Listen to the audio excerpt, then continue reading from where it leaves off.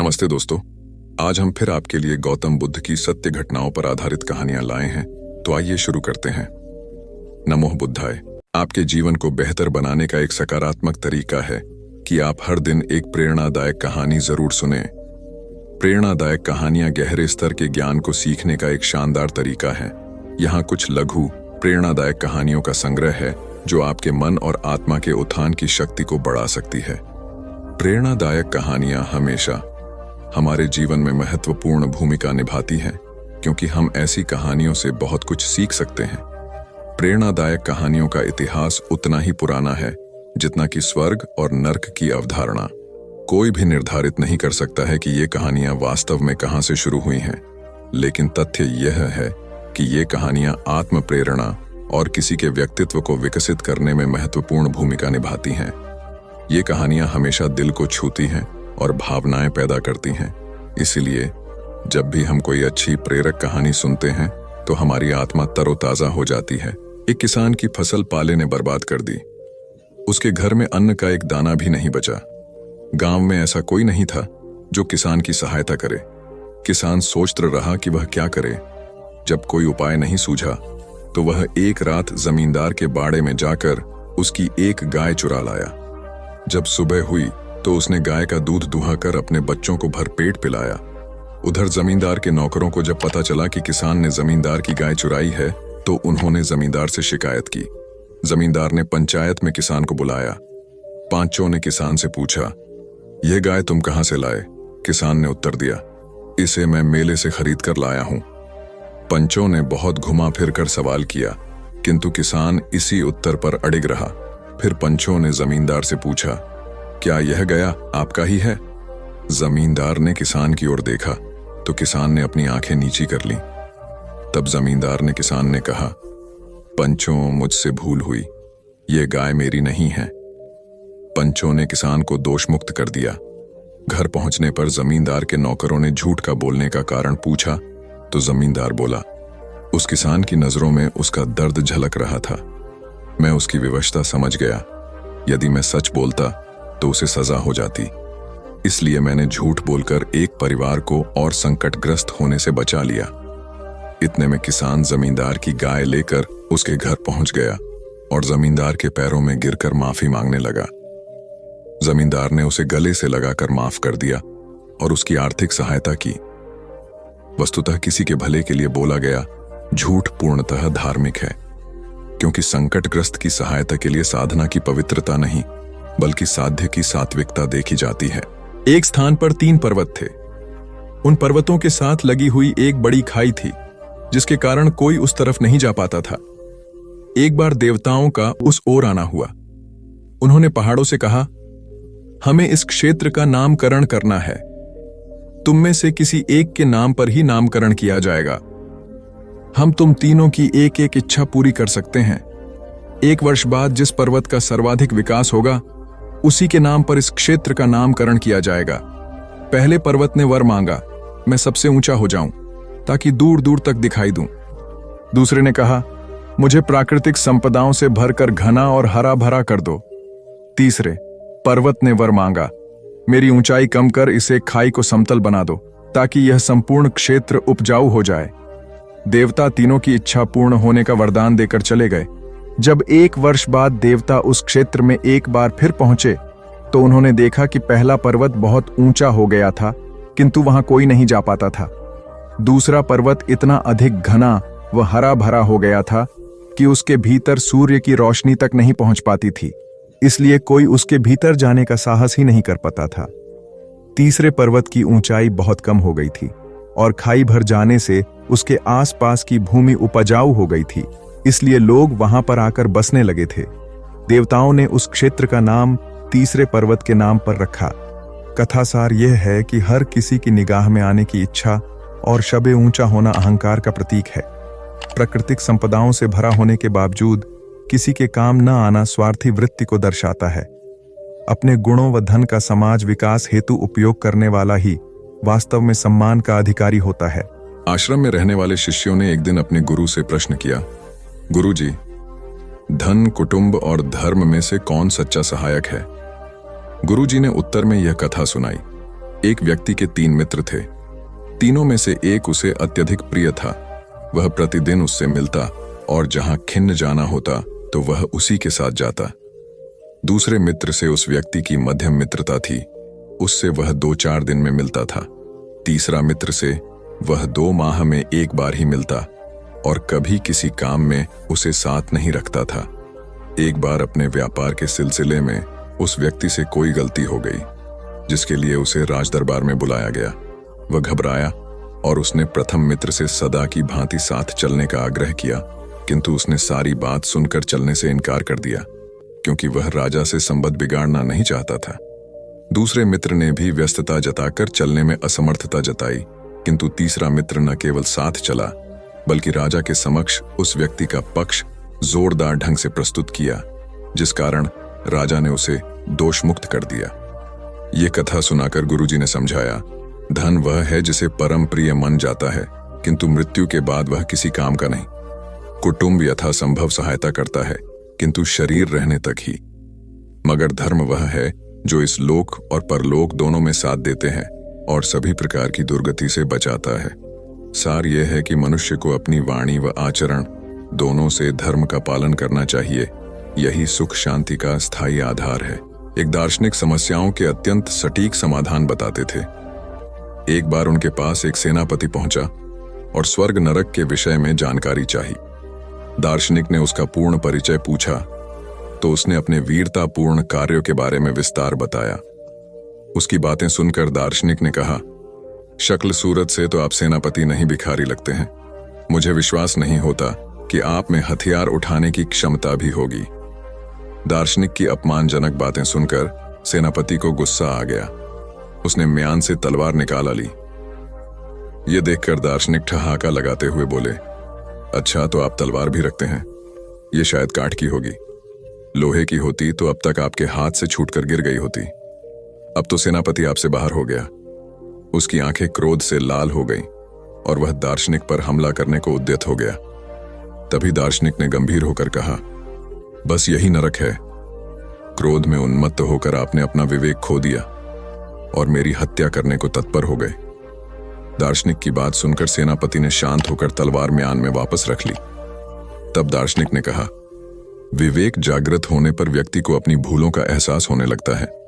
मन शांत होने से स्थिरता आती है और दिव्य आनंद की अनुभूति होती है। यही यह है कि आत्म नियंत्रण से विवेक उपजता है, जिसके कारण अनुचित कर्म या व्यवहार पर रोक लगती है और जीवन में शांति व संतोष की अनुभूति होती है।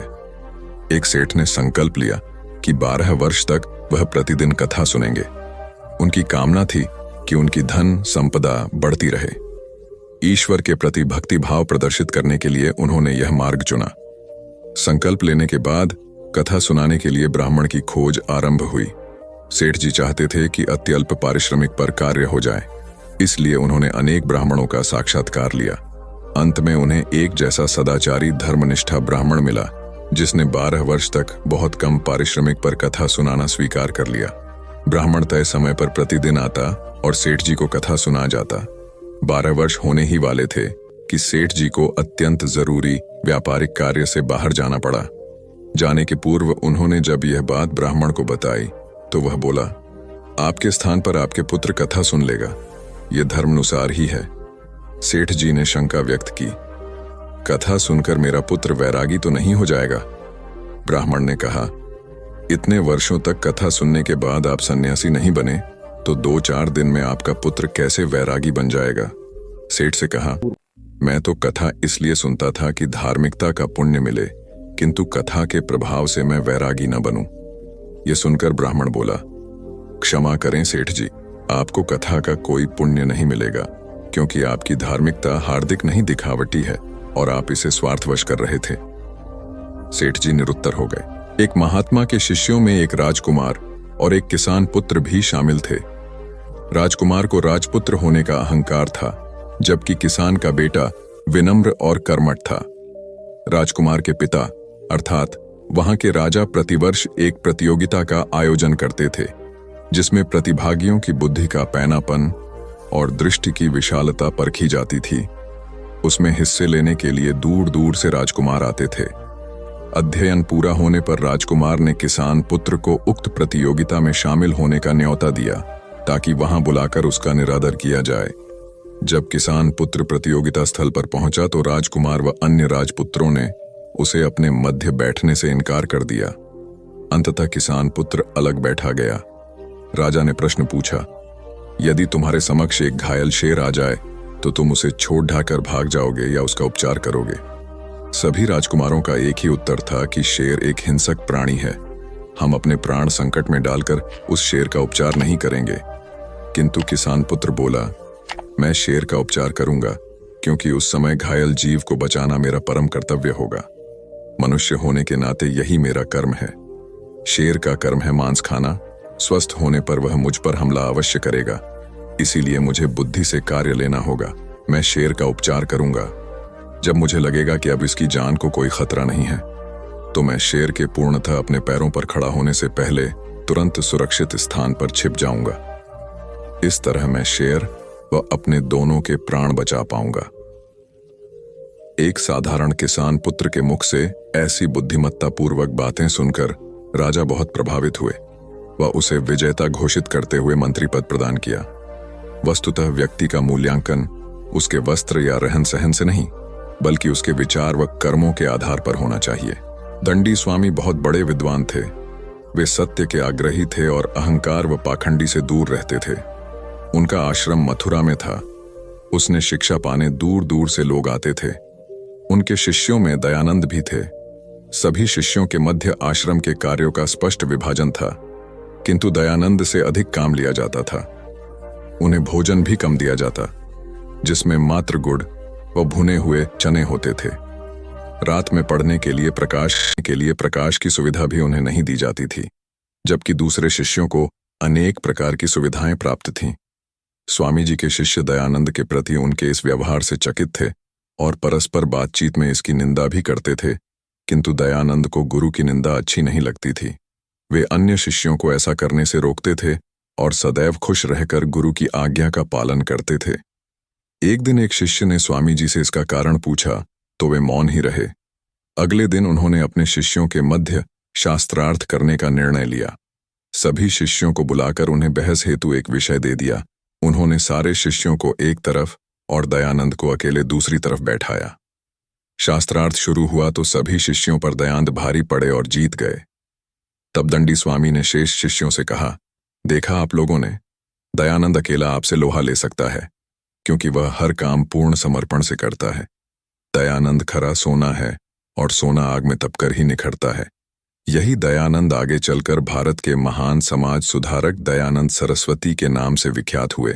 कथा सार यह है कि माता पिता व गुरु के द्वारा सौंपे गए कार्य बिना शिकायत व पूर्ण समर्पण से करने पर कार्य कुशलता व ज्ञान की वृद्धि होती है। सम्राट अकबर कला प्रेमी थे। उनके दरबार में कलाकारों को पर्याप्त सम्मान मिलता था। तानसेन जैसे महान संगीतकार अकबर के दरबार की शोभा थे। सम्राट अकबर तानसेन के संगीत को बहुत पसंद करते थे। तानसेन अपनी संगीत कला से सम्राट को खुश रखते थे। अकबर का चहेता संगीतकार होने के कारण तानसेन को थोड़ा अहंकार आ गया। उस समय कुछ संगीत साधक ऐसे थे जिन्होंने अपनी संगीत साधना का लक्ष्य ईश्वर को बनाया था। वे लोग संगीत के माध्यम से ईश उपासना में लीन रहते थे। इनमें अष्टचाप के कवि तथा वल्लभ संप्रदाय के आचार्य विठलनाथ भी थे।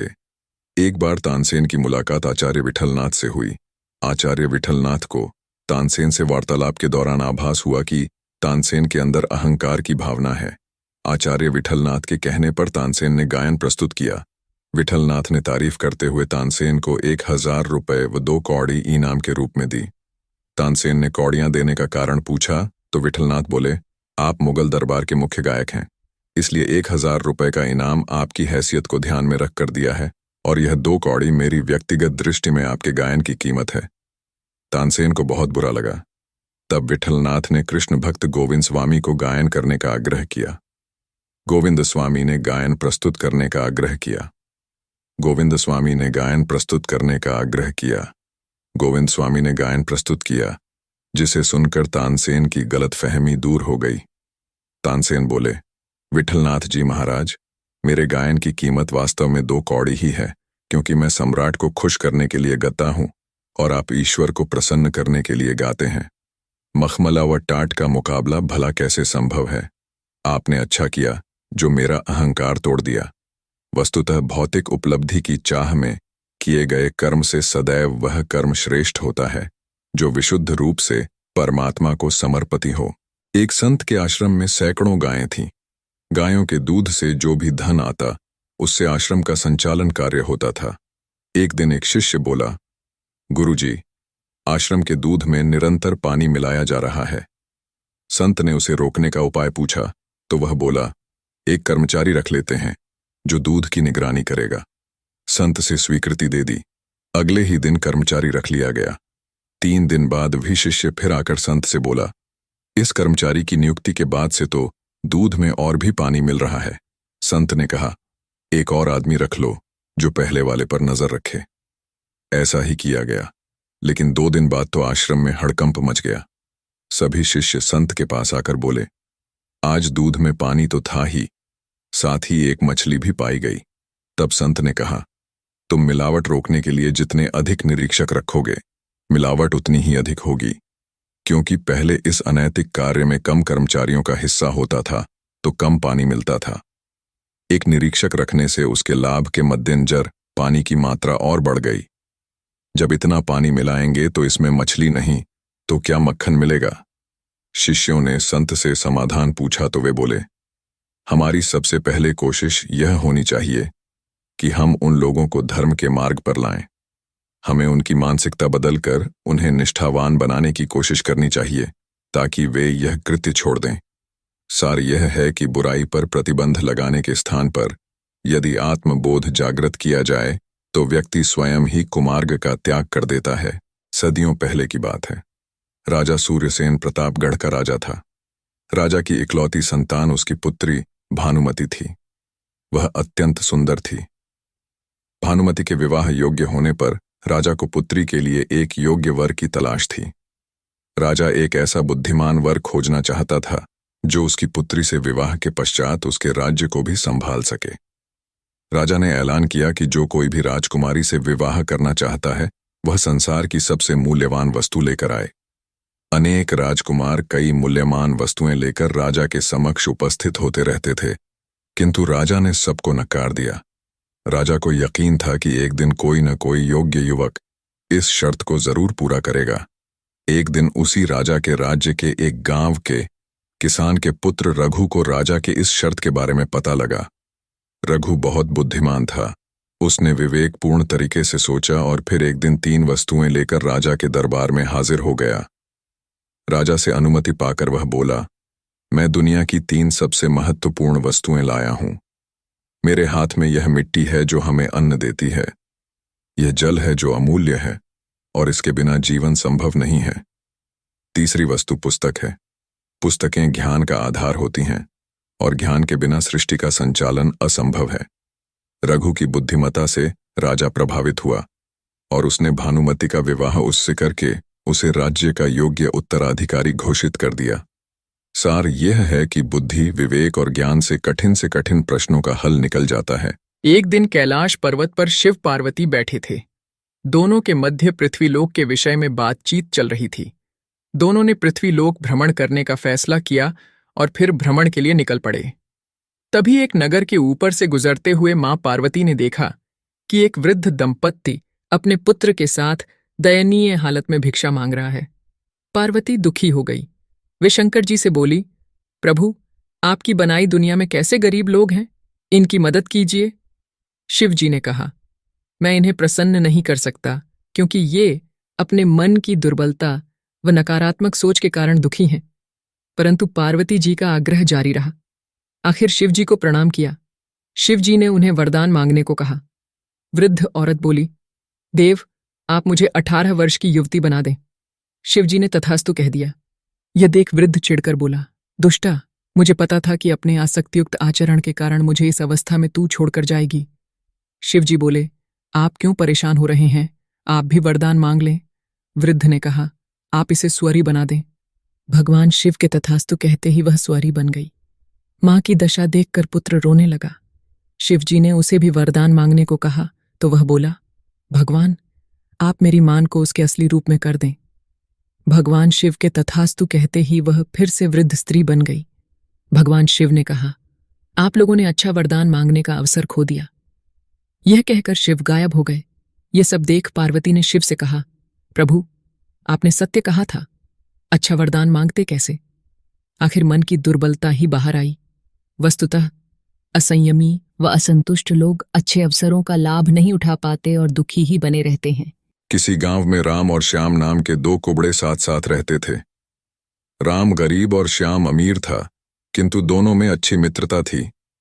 एक दिन राम ने श्याम से कहा, भाई, मैं कब तक तुम्हारे ऊपर बोझ बनकर रहूंगा? ये सुनकर श्याम ने कहा, तुम मेरे कामों में मेरा हाथ बांटने लगो, ताकि तुम्हारे मन में ग्लानि न रहे।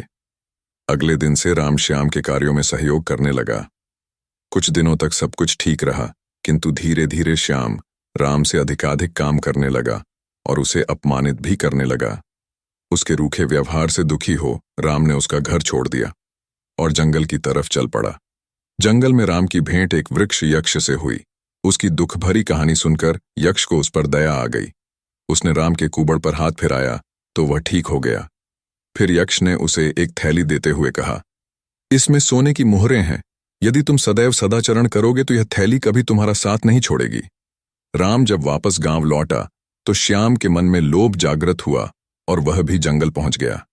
यक्ष के पास जाकर अपना दुखड़ा रोने लगा, लेकिन यक्ष अपनी शक्ति से श्याम के झूठ को समझ गया।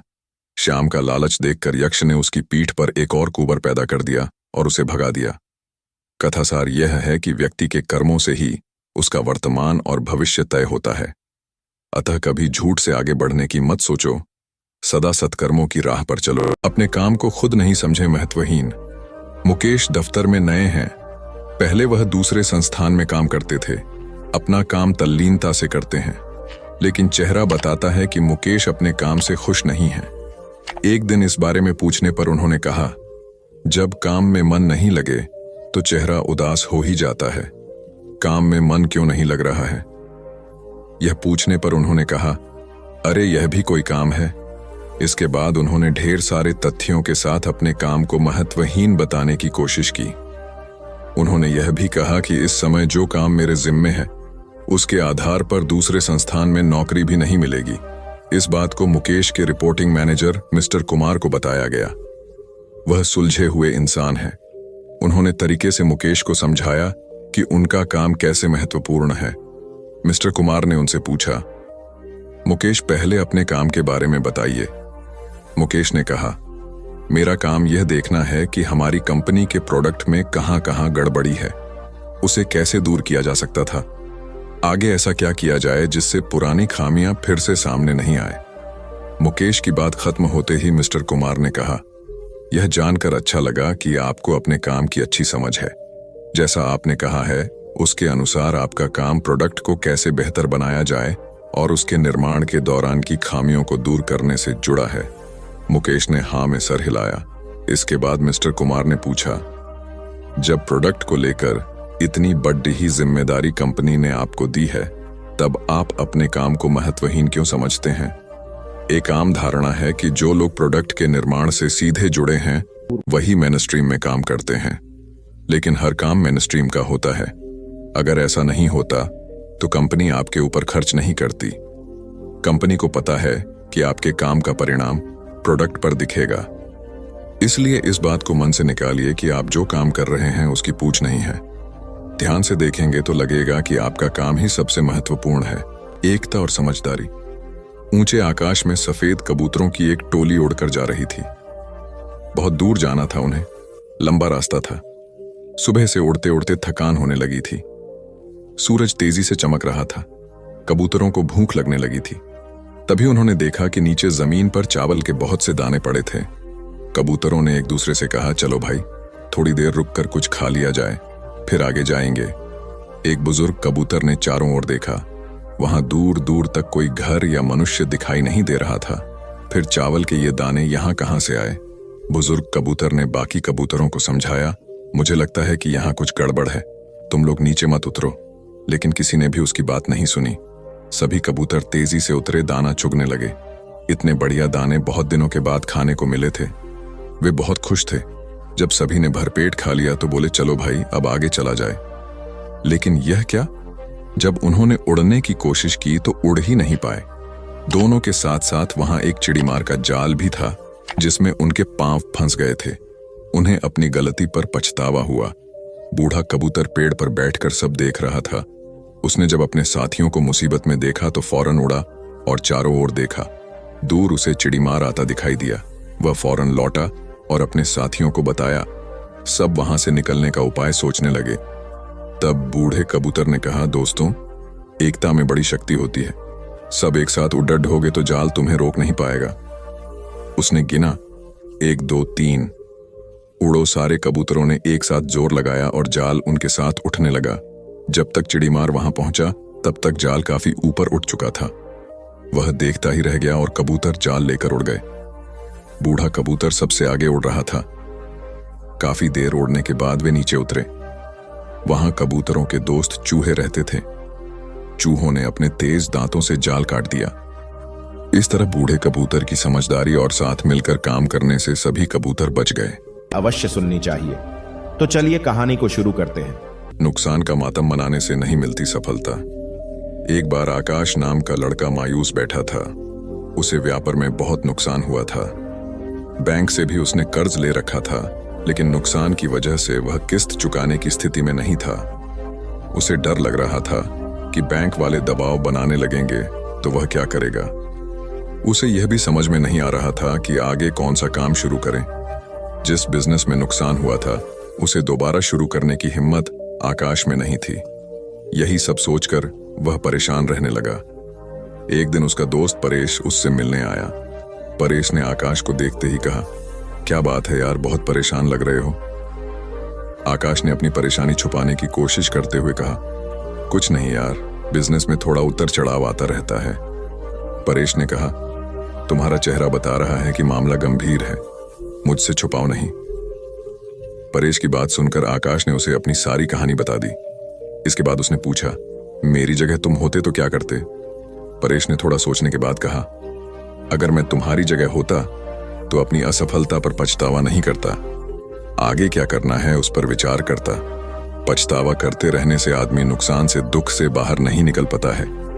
मेरी मानो तो तुम नए सिरे से अपने बिजनेस को खड़ा करने की सोचो।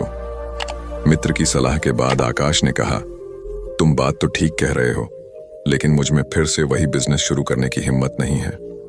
इस पर परेश ने कहा, यह सही है कि तुम्हें नुकसान हुआ है, लेकिन तुम्हें तजुर्बा भी मिला है।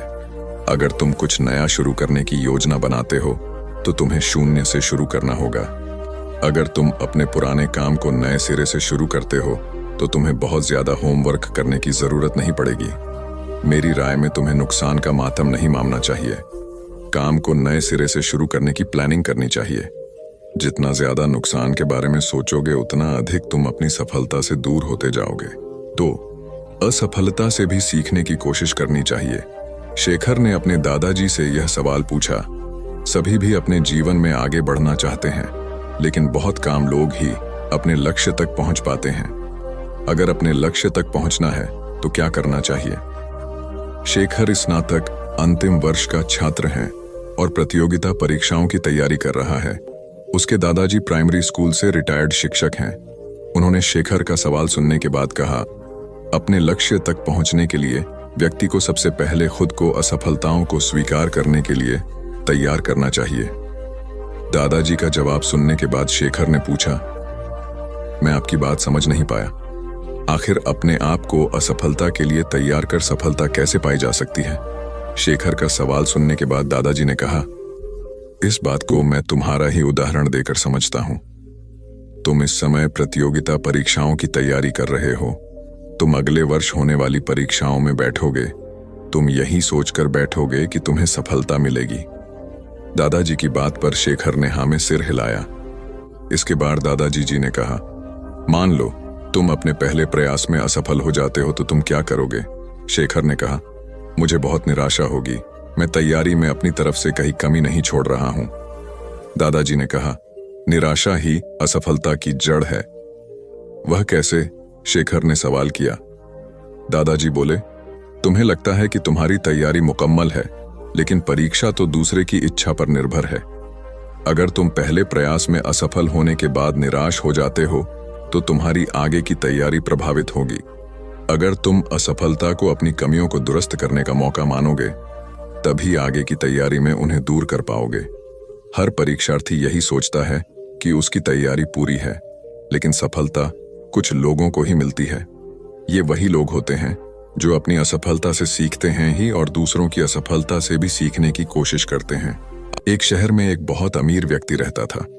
उसका नाम तो था धनीमल, लेकिन था वह बेहद कंजूस। उसका कहना था कि अगर आप अपना पैसा अपने पास रखेंगे तो सबको पता चल जाएगा कि आपके पास बहुत पैसे हैं। फिर चोर डाकू आपके पीछे पड़ जाएंगे और सारा पैसा लूट कर ले जाएंगे। इसलिए वह अपना सारा पैसा छिपा कर रखता था और खुद एक बहुत गरीब व्यक्ति के समान रहता था। पैबंद लगे कपड़े, घिसे हुए जूते, रूखा सूखा खाना, यह सब देखकर लोग उसे भिखारी समझते थे। जिनको पता था कि वह धनवान है, वे उसे कंजूस कहकर बुलाते थे। एक दिन धनीमल को अपनी संपत्ति को चोरों से बचाने का एक बहुत बढ़िया उपाय समझ में आया। उसने सारे पैसों से बहुत सा सोना खरीद लिया और फिर सारे सोने को पिघलाकर उसका एक बड़ा सा गोला बना लिया। उसने शहर के बाहर जाकर एक पुराने कुएं के पास एक गड्ढा खोदा और सोने का वह गोला उसमें डालकर गड्ढा बंद कर दिया। वह अब निश्चिंत था। अपनी तसल्ली के लिए वह रोज रात को आकर गड्ढे में देख लेता था कि उसका सोना वहां है या नहीं। उसे विश्वास था कि कोई भी चोर इस जगह के बारे में नहीं जान पाएगा, लेकिन ऐसा नहीं हुआ। धीरे धीरे पूरे शहर में यह चर्चा होने लगी कि धनीमल रात में शहर के बाहर जाकर कुछ करता है। एक रात जब उसने गड्ढा खोद कर देखा तो सोना वहां से गायब था। उसे गहरा सदमा लगा और वह चीख कर रोने लगा। उसके रोने की आवाज सुनकर बहुत से लोग वहां आ गए। धनीमल रो रो कर अपना दुख बताने लगा। तब उसके एक पड़ोसी से उसे कहा, धनीमल, तुम एक भारी पत्थर इस गड्ढे में रख दो और समझ लो कि वही तुम्हारा सोना है। यह सुनकर धनीमल को बहुत गुस्सा आया। तुम मेरे सोने को पत्थर जैसे बता रहे हो। वह बोला, देखो धनीमल, वह सोना तुम कभी इस्तेमाल तो करते नहीं थे। एक पत्थर की तरह यहां उसे दबाकर रख दिया था, तो फिर यहां सोना हो या पत्थर, क्या फर्क पड़ जाता है? उसका पड़ोसी बोला, बात तो ठीक ही थी। धनीमल ने बहुमूल्य सोने को पत्थर के समान मूल्यहीन बना दिया था। उसके बाद धनीमल ने मेहनत करके फिर पैसे कमाए, लेकिन अब वह कंजूस नहीं रहा था। अपने पैसे को वह अपने ऊपर और दूसरे लोगों की सहायता के लिए खर्च करता था। जीवन साथी सबसे अजीज होता है। कॉलेज में हैप्पी मैरिड लाइफ पर एक कार्यक्रम हो रहा था, जिसमें कुछ शादीशुदा जोड़े हिस्सा ले रहे थे। जिस समय प्रोफेसर मंच पर आए, उन्होंने नोट किया कि सभी पति पत्नी शादी पर जोक कर हंस रहे थे। ये देखकर प्रोफेसर ने कहा कि चलो पहले एक गेम खेलते हैं, उसके बाद अपने विषय पर बातें करेंगे। सभी खुश हो गए और कहा, कौन सा गेम? प्रोफेसर ने एक मैरिड लड़की को खड़ा किया और कहा कि तुम ब्लैक बोर्ड पे ऐसे 25-30 लोगों के नाम लिखो जो तुम्हें सबसे अधिक प्यारे हों। लड़की ने पहले तो अपने परिवार के लोगों के नाम लिखे, फिर अपने सगे संबंधी, दोस्तों, पड़ोसी और सहकर्मियों के नाम लिख दिए। अब प्रोफेसर ने उसमें से कोई भी कम पसंद वाले 5 नाम मिटाने को कहा। लड़की ने अपने सहकर्मियों के नाम मिटा दिए। प्रोफेसर ने और 5 नाम मिटाने को कहा। लड़की ने थोड़ा सोचकर अपने पड़ोसियों के नाम मिटा दिए। अब प्रोफेसर ने और 10 नाम मिटाने को कहा। लड़की ने अपने सगे संबंधी और दोस्तों के नाम मिटा दिए। अब बोर्ड पर सिर्फ 4 नाम बचे थे, जो उसके मम्मी पापा, पति और बच्चे का नाम था। अब प्रोफेसर ने कहा, इसमें से और 2 नाम मिटा दो। लड़की असमंजस में पड़ गई। बहुत सोचने के बाद बहुत दुखी होते हुए उसने अपने मम्मी पापा का नाम मिटा दिया। सभी लोग स्तब्ध और शांत थे, क्योंकि वो जानते थे कि ये गेम सिर्फ वो लड़की ही नहीं खेल रही थी, उनके दिमाग में भी यही सब चल रहा था। अब सिर्फ 2 ही नाम बचे थे, पति और बेटे का। प्रोफेसर ने कहा, और 1 नाम मिटा दो। लड़की अब सहमी सी रह गई। बहुत सोचने के बाद रोते हुए अपने बेटे का नाम काट दिया। प्रोफेसर ने उस लड़की से कहा, तुम अपनी जगह पर जाकर बैठ जाओ, और सभी की तरफ गौर से देखा और पूछा, क्या कोई बता सकता है कि ऐसा क्यों हुआ कि सिर्फ पति का ही नाम बोर्ड पर रह गया? कोई जवाब नहीं दे पाया। सभी मुंह लटका कर बैठे थे। प्रोफेसर ने फिर उस लड़की को खड़ा किया और कहा, ऐसा क्यों? जिसने तुम्हें जन्म दिया और पाल पोस कर इतना बड़ा किया, उनका नाम तुमने मिटा दिया। और तो और, तुमने अपनी कोख से जिस बच्चे को जन्म दिया, उसका भी नाम तुमने मिटा दिया? लड़की ने जवाब दिया कि अब मम्मी पापा बूढ़े हो चुके हैं। कुछ साल के बाद वो मुझे और इस दुनिया को छोड़ के चले जाएंगे। मेरा बेटा जब बड़ा हो जाएगा तो जरूरी नहीं कि वो शादी के बाद मेरे साथ ही रहे, लेकिन मेरे पति जब तक मेरी जान में जान है तब तक मेरा आधा शरीर बन के मेरा साथ निभाएंगे। इसलिए मेरे लिए सबसे अजीज मेरे पति हैं। प्रोफेसर और बाकी स्टूडेंट ने तालियों की गूंज से लड़की को सलामी दी। प्रोफेसर ने कहा, तुमने बिल्कुल सही कहा कि तुम और सभी के बिना रह सकती हो, पर अपने आधे अंग अर्थात अपने पति के बिना नहीं रह सकती। मजाक मस्ती तक तो ठीक है, पर हर इंसान का अपना जीवन साथी ही उसको सबसे ज्यादा अजीज होता है। दिमाग का इस्तेमाल कर पक्ष में करें परिस्थितियां। एक शेर जंगल में शिकार पर निकला था। एक लोमड़ी अचानक उसके सामने आ गई। लोमड़ी को लगा कि अब उसे कोई नहीं बचा सकता है, लेकिन उसने हार नहीं मानी और अपनी जान बचने के लिए एक तरकीब सोची। लोमड़ी ने शेर से कड़े शब्दों में कहा, तुम्हारे पास इतनी ताकत नहीं कि मुझे मार सको। यह सुनकर शेर थोड़ा अचंभित हुआ। उसने पूछा, तुम ऐसा कैसे कह सकती हो? लोमड़ी ने अपनी आवाज और ऊंची करते हुए बोली, मैं तुम्हें सच बता देती हूं। ईश्वर ने स्वयं मुझे इस जंगल और जंगल में रहने वाले सभी जानवरों का राजा बनाया है। यदि तुमने मुझे मारा तो यह ईश्वर के विरुद्ध होगा और तुम भी मर जाओगे। कुछ देर चुप रहने के बाद लोमड़ी ने कहा, अगर विश्वास नहीं हो रहा है तो तुम मेरे साथ जंगल घूमने चलो। तुम मेरे पीछे चलना और देखना कि जंगल के जानवर मुझसे कितना डरते हैं। शेर इसके लिए तैयार हो गया। लोमड़ी निडर होकर शेर के आगे आगे चलने लगी। लोमड़ी के पीछे शेर को चलते देखकर जंगल के दूसरे जानवर डर कर भाग गए। कुछ देर जंगल में घूमने के बाद लोमड़ी ने शेर से सवाल किया, क्या तुम्हें मेरी बात पर विश्वास हुआ? कुछ देर चुप रहने के बाद शेर ने कहा, तुम ठीक कहती हो, जंगल की राजा तुम ही है। परिस्थितियां कितनी भी विपरीत क्यों ना हो, हम अपने दिमाग का इस्तेमाल कर उसे अपने पक्ष में कर सकते हैं। हमारा दिमाग प्रोग्राम के आधार पर काम करने वाला कंप्यूटर नहीं है। दिमाग को आउट ऑफ बॉक्स सोचने की क्षमता है। हर समस्या का समाधान तलाशने की ताकत है। यह तभी संभव होगा जब हम विपरीत परिस्थितियां में भी अपना धैर्य बरकरार रखेंगे। सफल होने के लिए हमेशा सीखते रहें। सिकंदर और रोहित मित्र हैं। दोनों ने एक साथ अपना अपना काम शुरू किया। दोनों मित्रों का व्यापार खूब चला।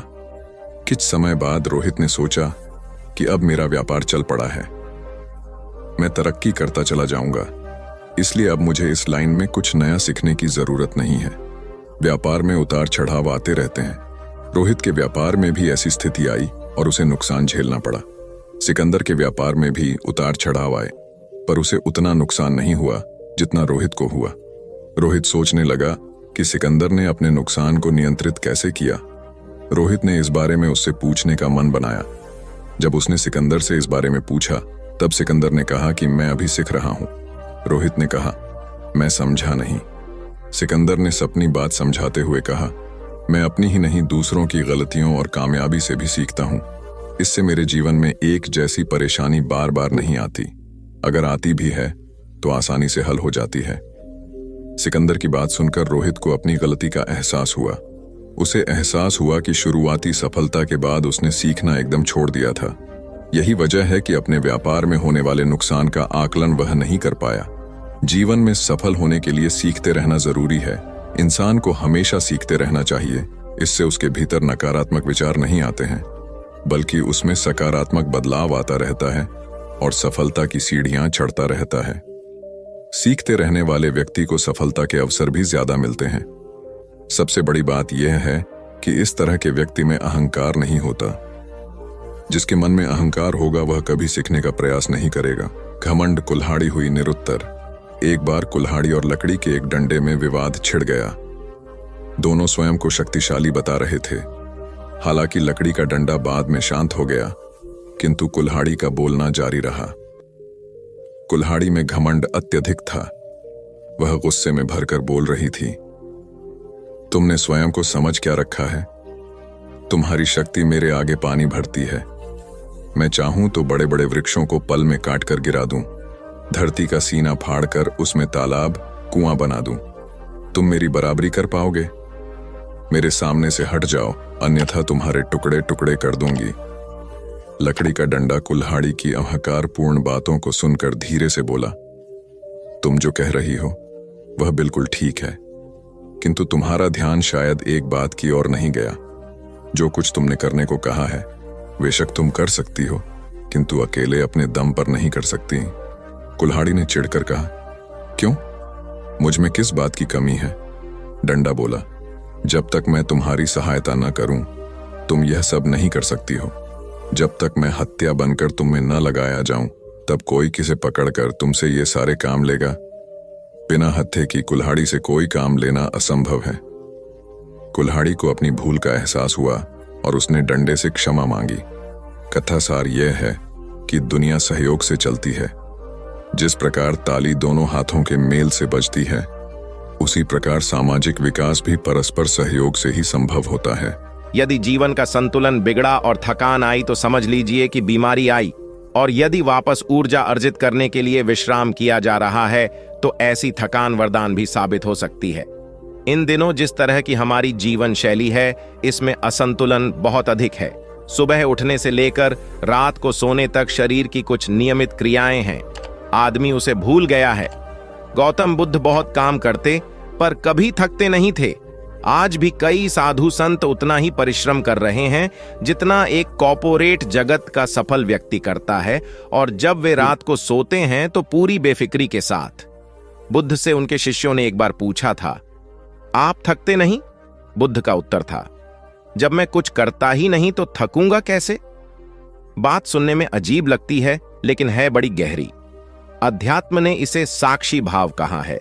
स्वयं को करते हुए देखना, यह वह स्थिति होती है जब तन सक्रिय और मन विश्राम की मुद्रा में होता है। आज ज्यादातर लोग असमय, अकारण थक जाते हैं।